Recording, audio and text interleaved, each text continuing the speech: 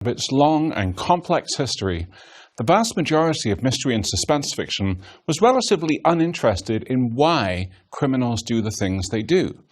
Instead, examples of the genre usually contented themselves with describing what criminals do and how they can be stopped.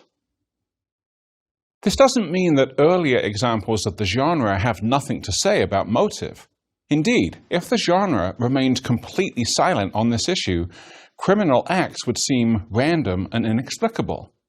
But most discussions of motive in early examples of the genre are brief and typically involve a limited number of the usual suspects, such as greed, revenge, and lust. Very rarely is there any consideration of the criminal's psychology. Once mystery and suspense writers start to become interested in psychology in a substantive sense, several new possibilities open up for the genre. First, an emphasis on the psychology of the criminal often means that the criminal's identity is not a mystery. Instead of a whodunit, we now have a whydunit. Second, the suspense now comes not from uncertainty about whether the criminal will be caught, but under what circumstances he will be caught and how much damage he will do first. And third, an emphasis on psychology gives the genre new ways of remarking the similarities and differences between the detective and the criminal, especially when that detective is a so-called mind hunter or psychological profiler. This lecture will be dedicated to exploring the emergence of psychopaths and mind hunters in mystery and suspense fiction and examining the impact of these figures on the genre as a whole.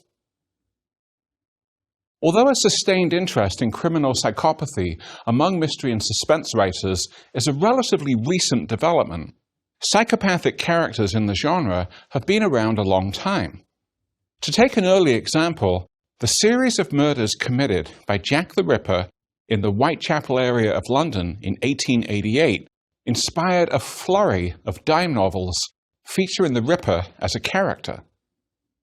These included The Whitechapel Murders, or On the Track of the Fiend, Jack the Ripper in New York, or Piping a Terrible Mystery, and The Whitechapel Murders, or An American Detective in London. None of these explore the Ripper's psychology in any detail, though. Instead, they use the Ripper for this figure's rich, melodramatic, horrific, and gothic overtones. In fact, any suggestion of psychological interiority in these texts would risk humanizing this monstrous figure in novels where the authors wanted the emphasis to remain firmly on horror and spectacle rather than motive and psychology. A later example of Ripper-inspired suspense fiction, Marie Belloc-Lowndes' 1913 novel The Lodger, uses a very different tactic.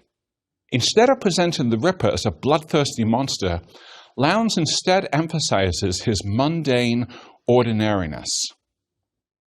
The Buntings are a couple who are having trouble making ends meet, and so they're grateful when Mr. Sleuth rents a room in their house. Their gratitude changes to fear, however, when they begin to suspect that Sleuth is the Avenger, the nickname of a local serial killer. The majority of the suspense in Lowndes' novel is generated by uncertainty about whether or not the eccentric Mr. Sleuth is indeed a killer.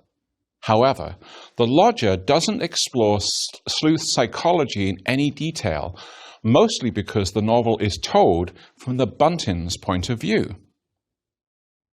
We wouldn't expect Agatha Christie, that personification of all that is most traditional in mystery fiction, to attempt to integrate psychopaths into her work, but in fact she does exactly that in the ABC Murders.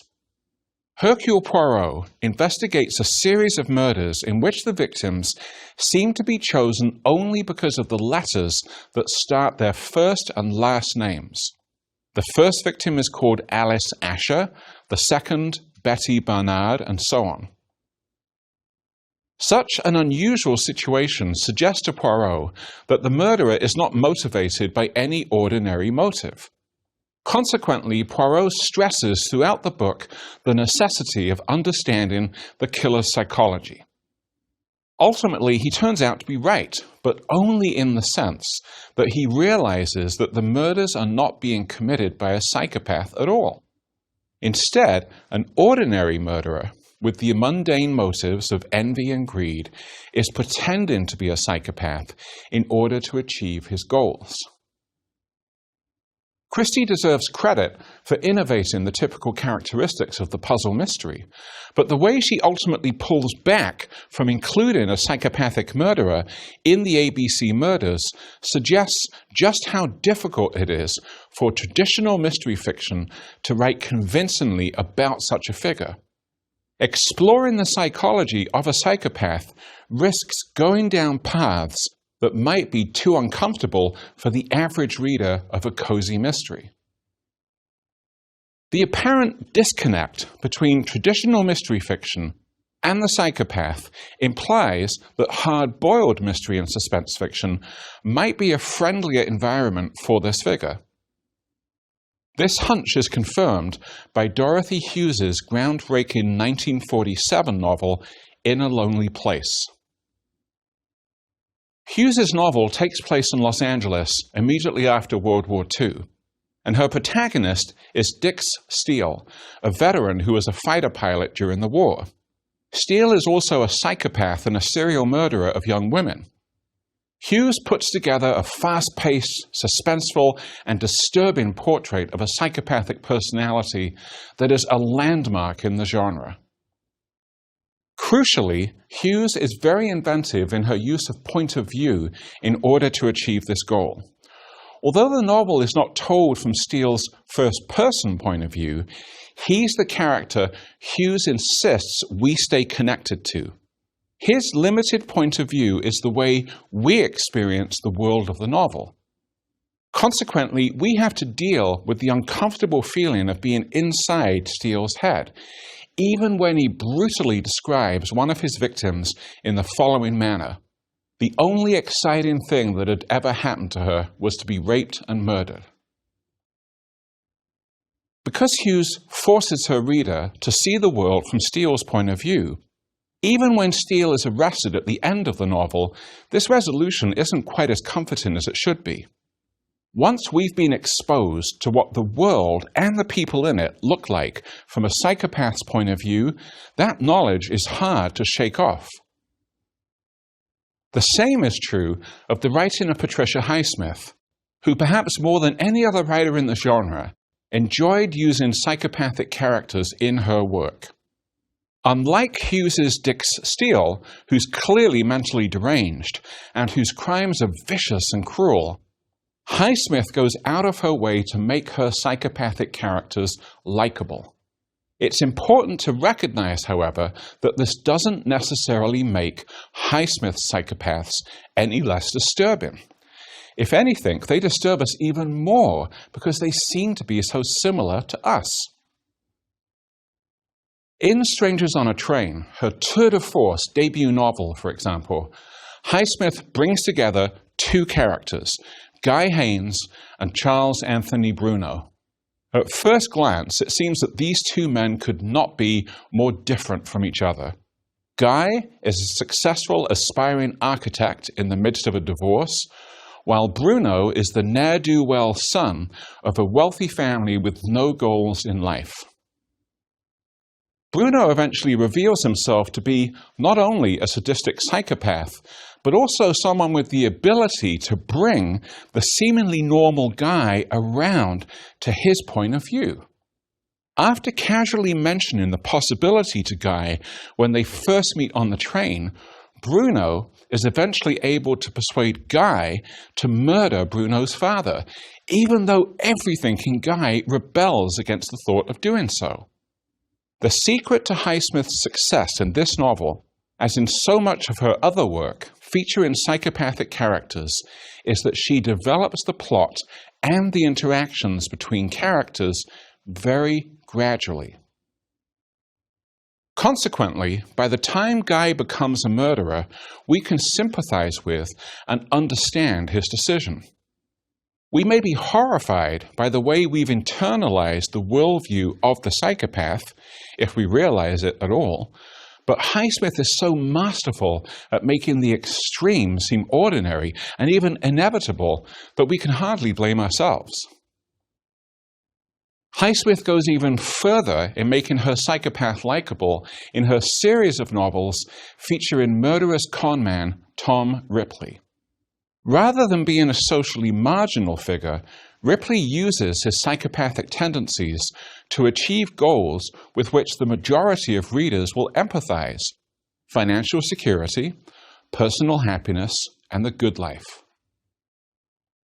Even though we recognize that Ripley's disturbed, since his victims are frequently less than sympathetic, and since Ripley only seems to murder when it's absolutely necessary to either protect himself or achieve his goals, we're inclined to sympathize with him.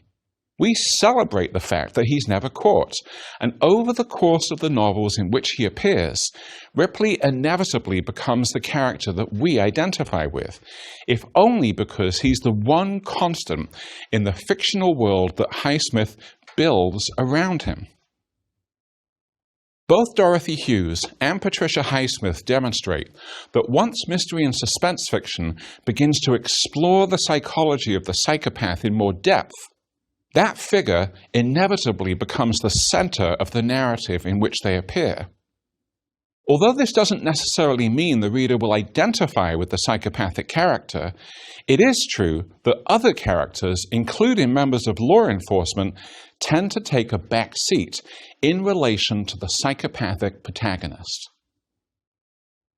As we've seen, Highsmith uses the way in which psychopaths tend to dominate the narratives in which they appear to manipulate her readers into identifying with them. But other writers of mystery and suspense fiction often make it more difficult for their readers to identify with their psychopathic protagonists. For example, although the reputation of Robert Bloch's 1959 novel, Psycho, is largely based on Alfred Hitchcock's famous film adaptation, the novel is important in its own right in the context of how psychopaths are represented in the genre. In fact, one of the best ways to illustrate the distinctive power of Bloch's novel is to look at the changes that Hitchcock and his screenwriter, Joseph Stefano, made to Bloch's work. Apart from promoting Marion Crane from a relatively minor into a major character, the other big change that Hitch and Stefano made was to change Bloch's Norman Bates, who is in his 40s, pudgy, balding, and an alcoholic, into the much younger, more attractive, more childlike, and more vulnerable version of Norman Bates portrayed so brilliantly by Anthony Perkins. Why did they make these changes? Basically, to make it easier for the audience to identify with Norman Bates, which was especially important once Marion Crane had been killed and removed from the film. Part of the reason the death of Hitchcock's Marion was so shocking to contemporary audiences was because the film's main character had been killed before the film's halfway point. Presenting the psychopathic Norman Bates as a likable and sympathetic character made it much easier for Hitchcock's unsettled audience to make the switch that, in truth, they had no choice but to make. After the shower scene, in other words, the audience is now on Norman's side because Hitchcock has worked so hard to make him sympathetic that we don't suspect him. By contrast, although he portrays Bates as a sympathetic character, Bloch does not make it easy for the reader to identify with him. Even though he has clearly been traumatized by his nightmarish childhood, the physical repulsiveness of Bloch's Norman, quite apart from the things he does, such as chopping off Marion's head, makes it more difficult for Bloch's reader to connect with him. So, You could argue that Bloch's version of the psychopath is more honest than Highsmith's, in the sense that if readers are going to identify with him, they'll have to do so by accepting everything about him, even those things that are distinctly unpleasant. This is also true of Jim Thompson's novels that feature psychopathic characters, such as Pop 1280 and The Killer Inside Me. More than any other writer we've looked at in this lecture, Jim Thompson makes creative and effective use of the first-person point of view to put his reader inside the psychopath's head. Once there, we're trapped. No matter how badly we want to get out, we're forced to experience the character's thoughts and actions firsthand. Why does Thompson do this? Basically, because he wants to issue a challenge to the reader. Thompson knows that our natural inclination is to see the psychopath as a monster and to keep him at a safe distance by thinking of him as inhuman. By putting us inside the psychopath's head, Thompson forces us to think twice, to recognize the humanity of the psychopath, and to consider what it says about us when we find ourselves identifying with this character despite his actions. Let's look a little more closely at how Thompson does this in The Killer Inside Me. Lou Ford, Thompson's protagonist, is a deputy sheriff in a small Texas town. He's also a serial killer. And although there's actually less violence in this novel than in many other mystery and suspense novels, Thompson's violence is shattering because we cannot look away from it. Exposing us to the gruesome reality of Ford's violence is just one of the ways in which Thompson refuses to let us off the hook. He makes it very difficult for us to sympathize with Ford. We receive plenty of information about Ford's traumatic childhood, a childhood that began what Ford calls the sickness, a sickness that continues to plague him as an adult. This information should make us feel sympathetic toward Ford, but given the fact that Ford proves himself to be a notoriously unreliable narrator again and again over the course of the novel, we can never be sure that he's telling us the truth. Even when he presents us with a medical diagnosis of his condition taken right out of a psychology textbook, we suspect it's a trick. Do we accept the diagnosis and thus feel that we can accurately label someone like Lou Ford and file him away neatly? Or do we accept what I think Thompson sees as the truth? That a psychopath like Lou Ford will always evade any attempt to classify him, but that we should attempt to understand and sympathize with him anyway. As so often in his work, under the cover of seemingly disposable and lightweight pulp fiction, Thompson is raising serious and complex questions that have no easy answers. Moreover, since Lou Ford is a sheriff, The Killer Inside Me also enables us to consider the place of law enforcement figures in mystery and suspense narratives that are organized around psychopaths. Thompson's approach to this issue is typically creative and subversive. He makes the cop and the killer the same person.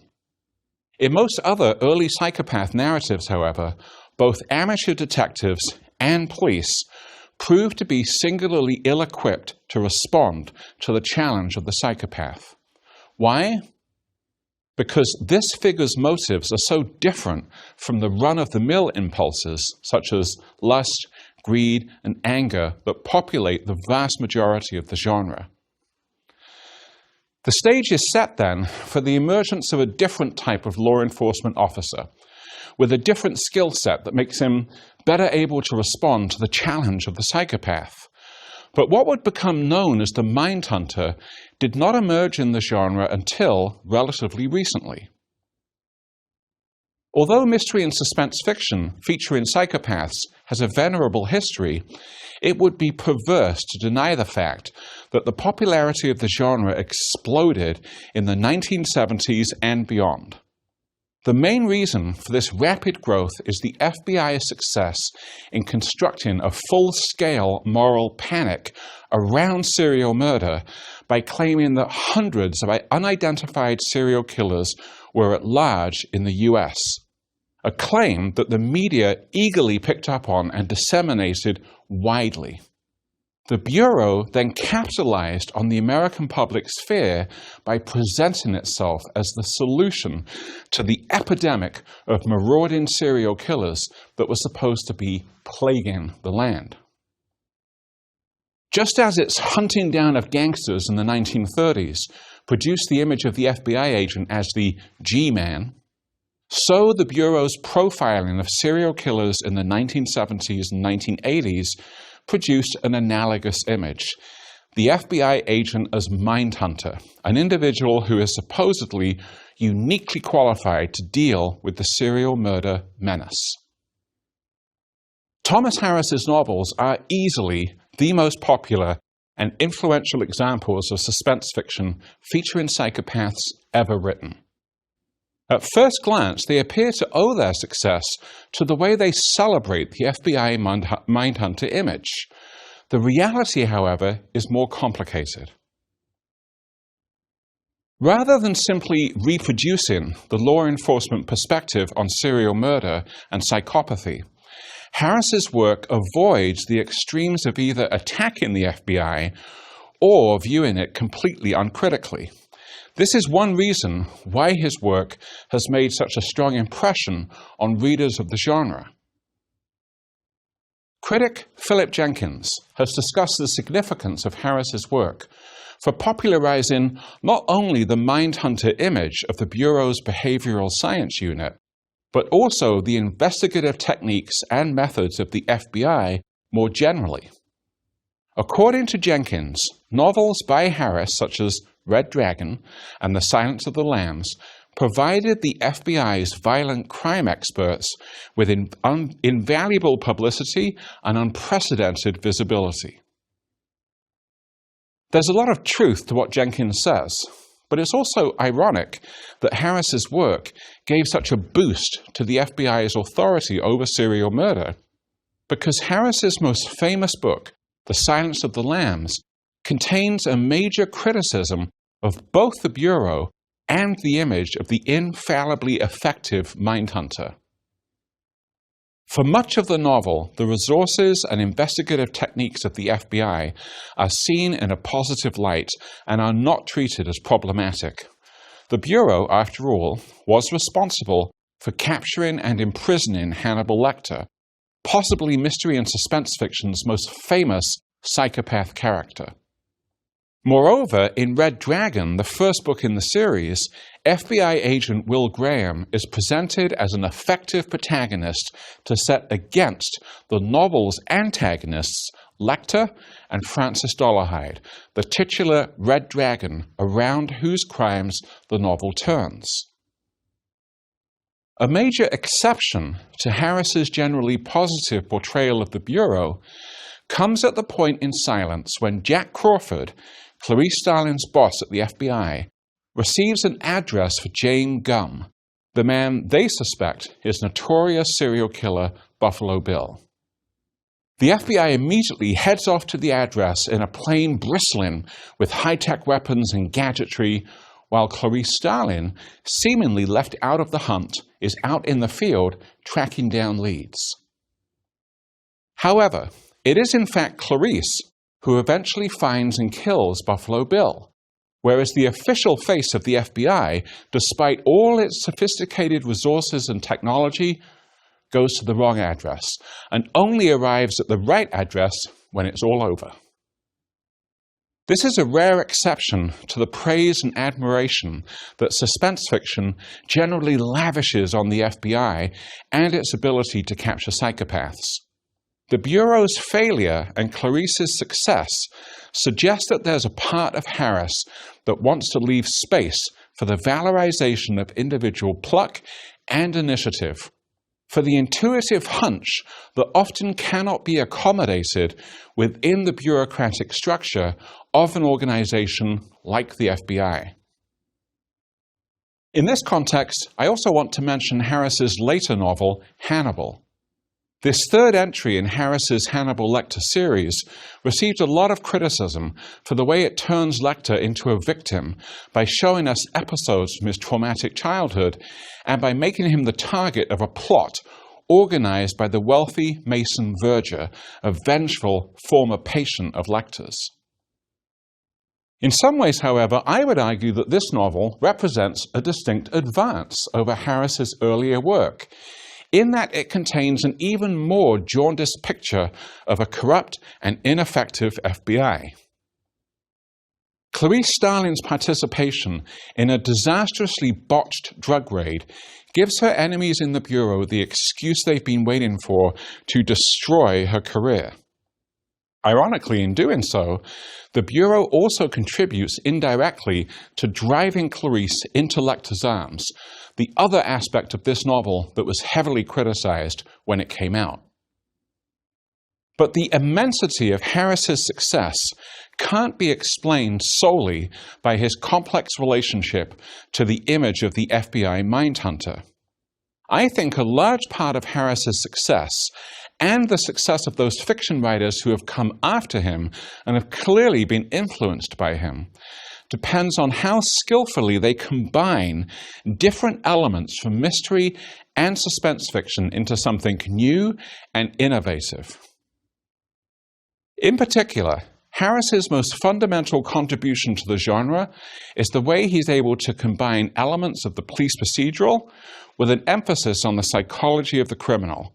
He does this in order to both indulge his reader's fascination with serial killers, like Hannibal Lecter, and give that reader a way to either disavow that fascination altogether or contain it by identifying with a law enforcement protagonist or organization.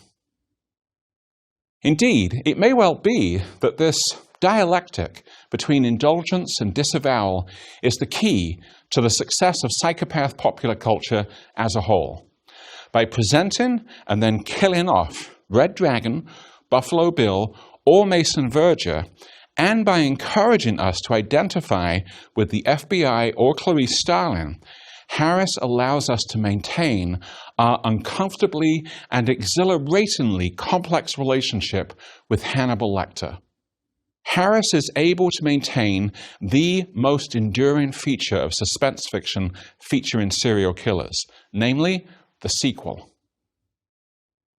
Harris manages the balancing act that both creates and sustains readerly pleasure better than anyone else in the genre. That's why he's so successful. Others working in the field do so with varying degrees of success, but also in a way that inevitably reveals how the elements that make up serial killer fiction can easily become a codified formula. Beginning in Cruel and Unusual, for example, Patricia Cornwell gives us the vicious and demented serial killer Temple Galt to be fascinated by. But then she balances that fascination with the safely technical and heroically plucky medical officer Kay Scarpetta. Writers such as James Patterson in Kiss the Girls, Jeffrey Deaver in The Bone Collector, Michael Connolly in The Concrete Blonde, and many others all have their variations on the formula, but that doesn't make them in many cases anything more than formulaic. So, does suspense fiction featuring psychopaths and mindhunters have any future? Or has the market become so oversaturated that it is exhausted? When we look to the future, I think there's reason to be cautiously optimistic, partly because the past of the genre indicates how enormously flexible the figure of the psychopath is. As we saw earlier, although the vast majority of popular fictional appropriations of the psychopath have drawn on the thriller, suspense, and horror genres, there are also examples of psychopaths in classical detective fiction, both old and new. Admittedly, the serial killers in such novels as Agatha Christie's The ABC Murders and P.D. James's Devices and Desires are not very convincing, but their mere presence testifies to the psychopath's adaptability, and this might encourage more writers of traditional varieties of mystery and suspense fiction to incorporate this figure into their work in the future. Another reason for optimism comes from the presence of psychopaths in many examples of high as well as low literary culture. Although we're used to thinking of serial killers as a staple feature of genre fiction, Bret Easton Ellis notoriously draws on the psychopath as a symptom of the ills of postmodernity in both American Psycho and Glamorama, while outlaw novelists such as Dennis Cooper, in a quintet of novels beginning with Closer in 1989, and Poppy Z. Bright in Exquisite Corpse, use psychopathic characters to dramatize the violence that, in their opinion, is inherent to sexual and interpersonal relations. Most interestingly, in Zombie, the literary novelist Joyce Carol Oates uses a technique we saw in the dime novels on Jack the Ripper by writing a thinly fictionalized version of real-life serial killer Jeffrey Dahmer. In doing so, Oates substantially revises the popular account of what motivates psychopaths, thus also revising conventional explanations of why we're fascinated by them. In these ways, mystery and suspense fiction may not only show the way for how other writers can use psychopaths in their work, but also contribute to the ongoing dissolution of the formerly secure boundaries between popular and literary fiction.